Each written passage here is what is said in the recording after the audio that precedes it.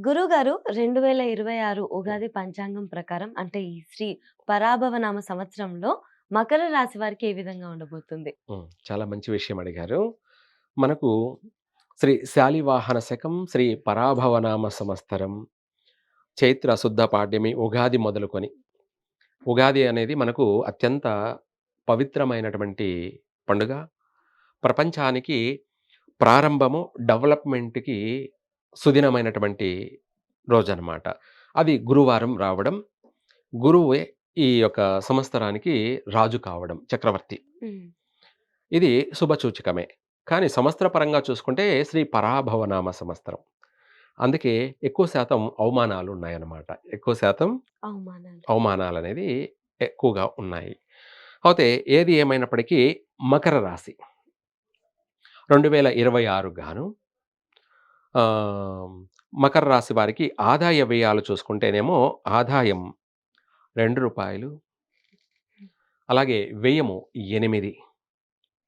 ఇక్కడ మనకు సంపాదన కన్నా కూడా అధికంగా ఖర్చే ఎక్కువగా కనపడుతుంది. హ్మ్. మకర రాశి వాళ్ళకి పాపం వీళ్ళు కూడా అప్ అండ్ డౌన్‌ల కంటే ఎక్కువగా డౌన్‌లే చూడాల్సొస్తుంది. చూడాల్సిందొస్తూ ఉంది. మకర రాశి వాళ్ళకి. అందరూ కాకపోయినా ఎక్కువ శాతం మకర రాశిలో పుట్టిన వాళ్ళు హ్మ్. ఎక్కువ శాతం డౌన్‌లే ఎక్కువగా అనుభవిస్తూ ఉన్నారు. కొంతమంది మంచి పొజిషన్‌లో అయితే ఉన్నారు. మరి ఆర్థిక పరమైనటువంటి విషయాలలో మనకు అప్పు అనేది ఎక్కువగా కనపడుతుంది అంటే, వీళ్ళు కూడా ఈ సంవత్సరం ఎక్కువగా విలాసవంతమైనటువంటి జీవితాన్ని గడపడానికి కోసమై అధికమైనటువంటి రుణాలు చేయడము, ఖర్చు ఎక్కువ చేయడము, సంపాదించే దానికంటే కూడా ఖర్చు ఎక్కువ కావడము, అలాగే మంచినీళ్ళలాగా ఖర్చయిపోవడము. ఇవన్నీ అన్ని కోణాలలో కూడా అదే హ్మ్. కనపడుతుంది. తర్వాత మకర రాశి వారి మనము చూసుకుంటే రూ. 6 అప్పు కనపడుతుందిక. తర్వాత రాజ్యపూజ్యము, అవమానాల విషయాల్లో చూసుకున్నట్టయితే గౌరవార్థం 1, అవమానం 6. హుహు. అంటే అధికంగా అవమానమనేది కనిపిస్తుంది. కనిపిస్తుంది. హ్మ్. అధికంగా అవమానం కనపడడానికి కారణం గ్రహాల యొక్క ప్రభావం. హ్మ్. అయితే శని అంటే కాదు. ఆహ్, మకర రాశ్యాధిపతి శని. హ్మ్. శని వచ్చేసి గోచార రీత్యా మూడో ఇంట మీనరాశిలో ఉండడం వల్ల శని అనుకూలమై ఉన్నాడు కాబట్టే కొంత పర్వాలేదు. లేకపోతే చాలా దారుణమైనటువంటి సమస్యలుండేటివి. హ్మ్. కాకపోతే ఇక్కడ గురువు ప్రస్తుతం ఆహ్, షష్టమ స్థానంలో ఉన్నాడనమాట. ఆరో ఇంట. హ్మ్. తర్వాత జూన్ తర్వాత ఏడో ఇంట కర్కాటక రాశిలోకి ఆయన మారుతూ ఉండడము. అలాగే ద్వితీయ స్థానం అంటే కుంభరాశిలో రాహు ఉండడము. తదుపరి సింహరాశిలో కేతువు ఉండడము. ఈ యొక్క ప్రభావం చేత ఈ యొక్క మకర రాశి వారికి శని అనుకూలత వల్లనేమో, అటు గురువు ప్రస్తుతం అనుకూలత వల్లనేమో వీళ్ళకి కూడా ఆర్థిక పరమైనటువంటి విషయాలలో కొంత సంతృప్తి ఉంటుంది. హ్మ్. దానివల్ల ఆదాయానికి మించినటువంటి ఖర్చులు కూడా చేస్తారనమాట. వీళ్ళు కూడా సొంత ఇంటి కల నెరవేరే అవకాశము ఉంది. స్వగృహ ప్రాప్తి కలుగుతుంది వీళ్ళకి కూడా. హ్మ్. మకర రాశి వాళ్ళకి. అలాగే సొంత ఇల్లు గృహప్రవేశం చేయడము, లేదంటే రియల్ ఎస్టేట్ వ్యాపారాలు కాస్త ఊపందుకోవడము, కొనసాగించడము. అంటే అమ్మడము, హ్మ్. కొనడము ఇవి కానీ, లేదా మధ్యవర్తిత్వం అయినటువంటి లావాదేవీలు కానీ, ఇవి హ్మ్. కూడా బాగా కొనసాగుతాయి. హ్మ్. వీటితో పాటు కొత్త కొత్త నూతన వ్యాపారాలు ప్రారంభం చేయడము, హ్మ్. వ్యాపారాల్లో కూడా మంచిగా లాభాలు కొనసాగించే అవకాశం ఉంది ప్రారంభంలో.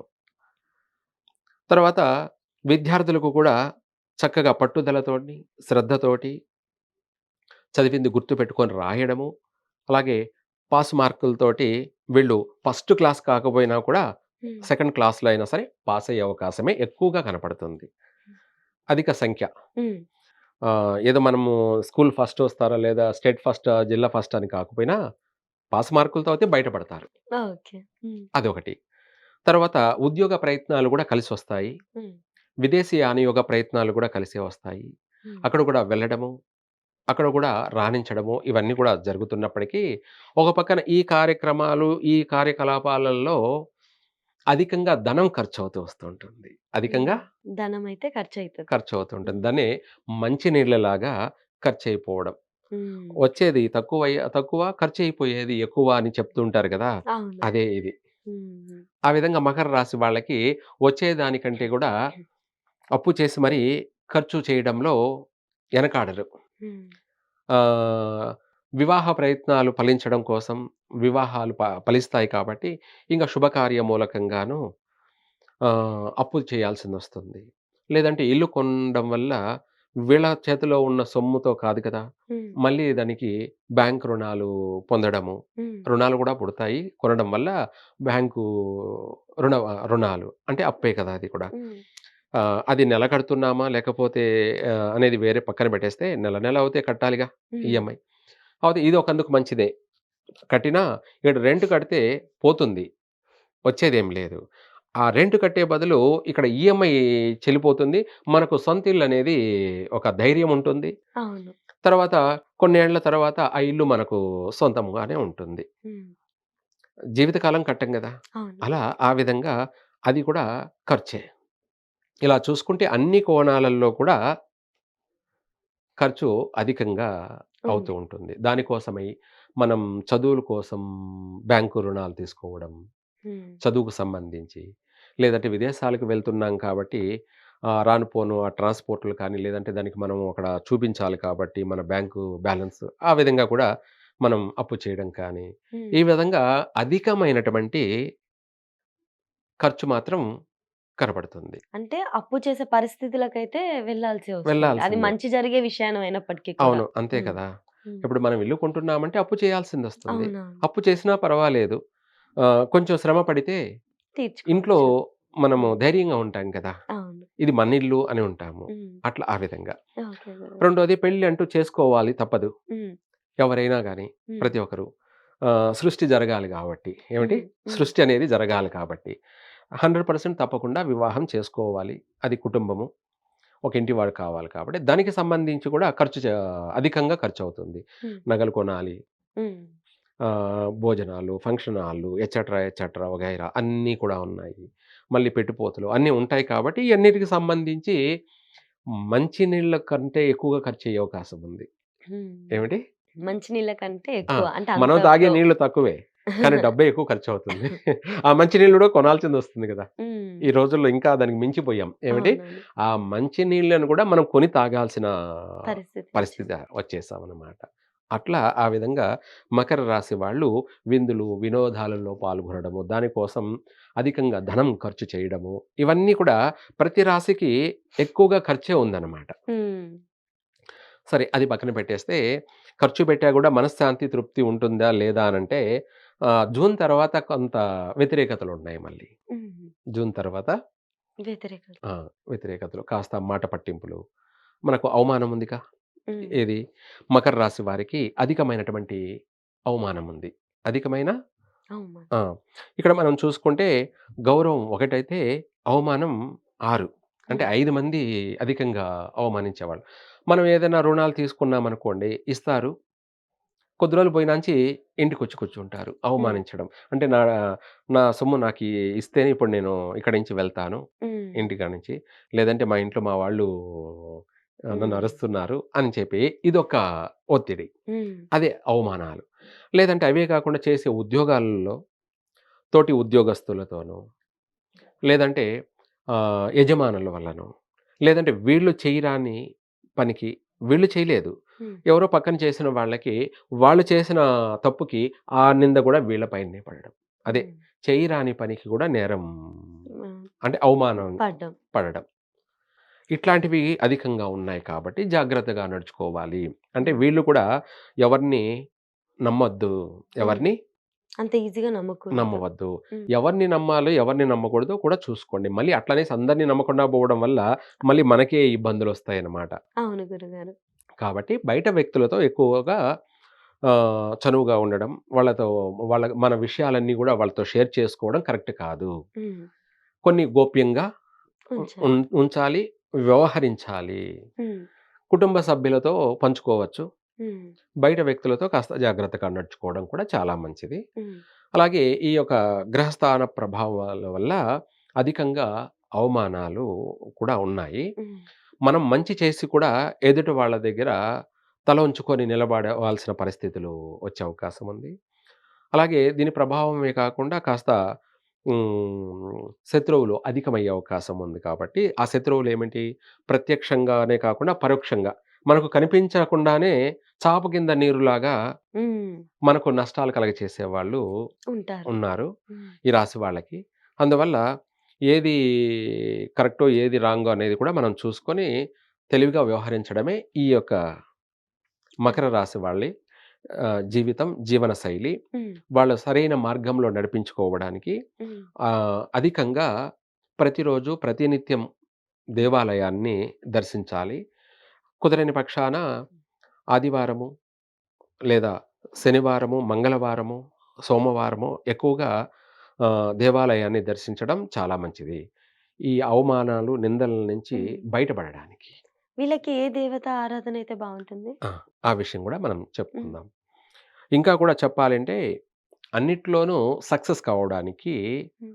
ఆహ్, ఈ ముందుగా ఈ మంత్రం పఠించడం మంచిది. హ్మ్. దీన్ని సర్ప గాయత్రి అర్జున మంత్రం. హుహు.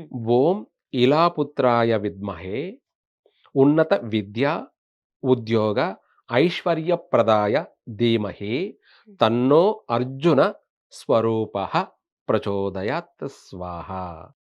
ఓం ఇలాపుత్రాయ విద్మహే ఉన్నత విద్యా ఉద్యోగ ఐశ్వర్యప్రదాయ ధీమహి తన్నో అర్జున స్వరూపః ప్రచోదయాత్ స్వాహ.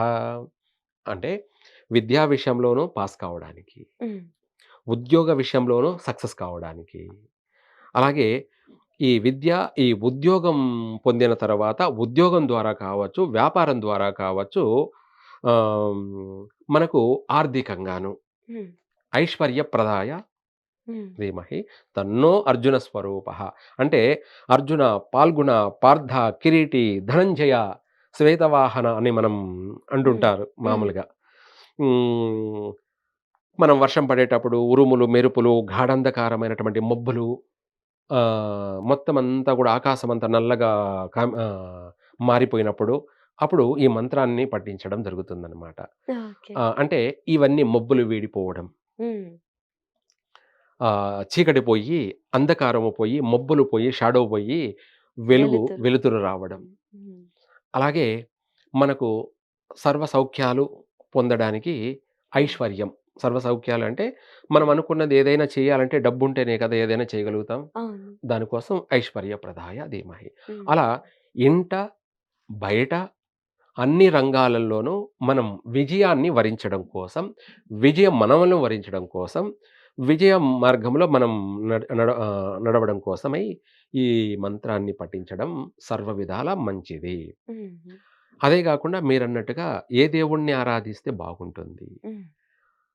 ఇది ఇంట్లోనే కూర్చొని మంత్రం పొద్దున పూట, సాయంత్రం పూట పఠించితే మనకు ఒక ప్రొటెక్షన్ ప్రకృతి ద్వారా కలుగుతుంది.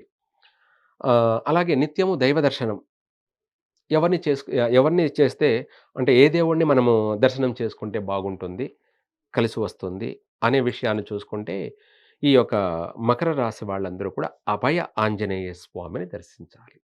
ఓకే. అభయ అంటే మనకు అన్ని విధాలా కూడా ఆశీర్వచనం. హ్మ్. అభయం అంటే మన మీకు వెన్ను దండుగా నేను ఉంటాను హ్మ్. అన్ని విధాలా అని. ఆహ్, ఇంకా చెప్పాలంటే ఎవరైనా సరే నిన్ను కొడితే దిక్కెవర్రా? నీకెవరున్నారు? నీ ఎనక ఎవరున్నారు? అనేవాళ్ళు గూడా ఉంటారు గదా! హ్మ్. అందుకు నాకు వాళ్ళు వీళ్ళు ఉన్నారని చెప్పడం కన్నా, నాకు దేవుడే దిక్కు. ఏమిటి? నాకు దేవుడే దేవుడే దిక్కు. దిక్కు అనంటారు. అదే ఆంజనేయ స్వామి. అభయ ఆంజనేయ. హ్మ్. ఆయన మనవల్ని అన్ని విధాల, అన్ని చోట్ల, అనేక విధాలు గూడా రాత్రి కలలోనైనా సరే, రాత్రి రక్షిస్తాడు. హ్మ్. కలలోనైనా సరే మనల్ని కాపాడుతూ ఉంటాడు. హ్మ్. మనల్ని సంరక్షిస్తూ ఉంటాడు. ఎవరైతే మనం తిట్టారో వాళ్ళే కష్టాల పాలవుతారు. హ్మ్. ఏ నోటితో అయితే మనల్ని అవమానించారో వాళ్ళే హ్మ్. కష్టాల పాలవుతారు. వాళ్ళ తప్పు తెలుసుకొని వచ్చి మళ్ళీ మనవల్ని హ్మ్. క్షమించమని అడిగే విధంగా గూడా ఉంటుంది. ఆయన గాలి ద్వారానే ఇవన్నీ చేసి పెడతాడు. ఎవరు? హనుమంతుడు. ఆ! అభయ ఆంజనేయ స్వామి హ్మ్. అనుగ్రహముంటే అన్నీ ఉన్నట్టే. అన్నీ హ్మ్. ఉన్నట్టే. ఆ! రాబోయే ప్రమాదాల నుంచి బయటపడతాము. వీళ్ళకి కూడా ఆరోగ్య సమస్యలు, వాహన ప్రమాదాలు, వాహనాల వల్ల నష్టాలు, ఈ సమస్యలు కూడా అధికంగా ఉన్నాయి కాబట్టి, మొత్తం మీద ఓవరాల్‌గా చూసుకుంటే ఈ సంవత్సరమంతా కూడా ప్రపంచవ్యాప్తంగా అధికమైనటువంటి వాహన ప్రమాదాలు, అగ్ని ప్రమాదాలు, హ్మ్. భూకంపాలు ఇవి విపరీతంగా ఉన్నాయి. ఎందుకంటే ఇవన్నీ కూడా కారణానికి ఆహ్, సన్‌రైజు వైబ్రేషన్ ఎక్కువైపోతుంది కాబట్టి. హ్మ్. మనకు తీవ్రమైనటువంటి ఉష్ణం ఏర్పడుతుంది కాబట్టి, దానివల్ల ఇవన్నీ ముందు నుంచే జరుగుతూ వస్తున్నాయి. హ్మ్. వాటిని మనము నివారణ చేసుకోవడానికి దేవుడే ఏదో ఒక రూపంలో గాలి ద్వారా హ్మ్. ఇప్పుడు ఎంత ఎండ ఉన్నా కూడా మనకు చల్లగాలి వస్తే ఏమవుతుంది? హ్మ్. ఎంత ఎండ తగిలినా కూడా ఈ చల్లగాలి మనల్ని రిలాక్సింగ్‌గా, రిలాక్స్ చేస్తుంది పీస్‌ఫుల్‌గా కదా! అనిపిస్తది. అలా. అదే హుహు. దాన్ని పాజిటివ్ గాలి, నెగెటివ్ గాలి హ్మ్. అంటాం. మనకు పాజిటివ్ గాలి మాత్రమే వస్తుంది. దానివల్లే మనం అన్ని విధాలా బయటపడతాం. హ్మ్. అదే అభయ ఆంజనేయ స్వామి అనుగ్రహం. హ్మ్. ఆయనను నిత్యం దర్శించుకోవడం హ్మ్. చాలా మంచిది. ఇంగా కూడా చెప్పాలంటే వీళ్ళు హోమం చేయాలి, ఏదైనా సక్సెస్ కావాలి అంటే అర్జున హోమం చేయడం వల్ల హ్మ్. అన్ని విధాలా కూడా విజయాన్ని వరిస్తారు. హుహు. అన్ని విధాలా విజయం హ్మ్. వరిస్తుంది. రాజకీయ నాయకులైతే తప్పకుండా అర్జున హోమం జరిపించడం వల్ల హ్మ్. వాళ్ళు ప్రజలలో మంచి పేరు, మంచి పలుకుబడి హ్మ్. వాళ్ళ రాబోయే కుళ్ళు, కుతంత్రాలు, కుట్రలను అన్నిటిని గూడా వాళ్ళు తిప్పికొట్టే ఇదిగా వాటన్నిటిని గూడా ఉంటది. హ్మ్. తిప్పికొట్టేసి ఆహ్, విజయం మాత్రమే అనే బాటలో నడుస్తారు. హుహు. సక్సెస్ అయ్యి వాళ్ళు అనుకున్న దానికి రీచ్ అయ్యి అక్కడ స్థిరపడతారు కూడా. హ్మ్. అలాగే ఇంకా మిగతా విషయాల్లో కూడా బాగా కలిసొస్తుంది అనే విధాల బాగుంది. సినీ రంగం వారికి, రియల్ ఎస్టేట్ వాళ్ళకి కూడా బావుందా గురుగారు? ఆ! వీళ్ళింకా తప్పకుండా మనం ఇందాక చెప్పినట్టుగా ఈ యొక్క అర్జున హోమం జరిపించడం వల్ల హ్మ్. ఇయన్నీ కూడా కాస్త ఊపందుకునే అవకాశం ఉంది. ఏది? హ్మ్. రియల్ ఎస్టేట్ వ్యాపారాలు. హుహు. అలాగే పెద్ద పెద్ద బడ్జెట్‌లతో సినిమాలు తీస్తున్నారు కాబట్టి, హ్మ్. వాళ్ళు ఈ యొక్క హోమం ప్రారంభం చేసి, ఆ తర్వాత సినిమా ప్రారంభం చేసినట్టయితే, తప్పకుండా ఆ సినిమా నుంచి వీళ్ళు విజయం హ్మ్. వీళ్ళని వరిస్తుంది. హ్మ్. ఆర్థిక లాభాల్లోగా సాగుతారు. మంచి ఆ సినిమా వల్ల మంచి గుర్తింపు, పేరు లభిస్తాయి. హ్మ్. ఇలాంటివన్నీ కూడా వీళ్ళకు కలిసొస్తాయి. ఆరోగ్యపరంగా కూడా బాగుంటుంది. హ్మ్. బావుంటుంది. గురుగారు వీళ్ళకి కలిసొచ్చే రంగు? ఎక్కువ శాతం మకర రాశి వాళ్ళకి ఆహ్, మన గ్రే కలరు, హుహు. బ్లూ కలరు, గ్రే కలరు బాగా కలిసొస్తాయి. ఇంకా వీటికంటే లక్కీ కలర్ అని చెప్పాలి అంటే వైట్. హుహు. ఎవరికి? మకర రాశి వాళ్ళకి. ఓకే. ఎక్కువ శాతం అందరికీ కూడా వైట్ అనేది విపరీతంగా కలిసొస్తుంది. హుహు. అందులో భాగంగా వీళ్ళకి మకర రాశి వాళ్ళకి వైటు, బ్లూ, గ్రే హ్మ్. ఇవి బాగా కలిసొస్తాయి.